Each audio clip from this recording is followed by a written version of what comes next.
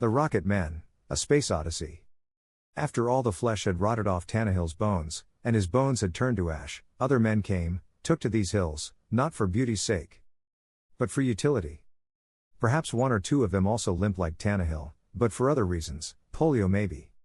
Or perhaps these pioneers were not sickly but wore thick glasses, with sellotape around the legs, like badges, and white lab coats with green Wellington boots like a uniform. Did their labs and workshops require one kind of decorum and these hills another?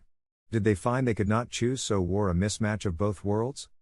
Still, you've got to wonder what the farmer thought of those strange men letting off their rockets that frightened his cows. Perhaps they stood about watching the sky with a notebook, their eyes exploding with the awe of a proud father.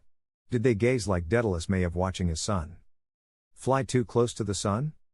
They are all gone now, and the noise of their rockets, too, are no longer even an echo here as I run along the path in my compression tights and trainers, scooping up flakes of wet mud. But I think of them, forgotten like Tannehill, and smile as I imagine them naming their rockets after Daedalus and Icarus, after that Greek myth that inspired thousands more to try to touch the sky.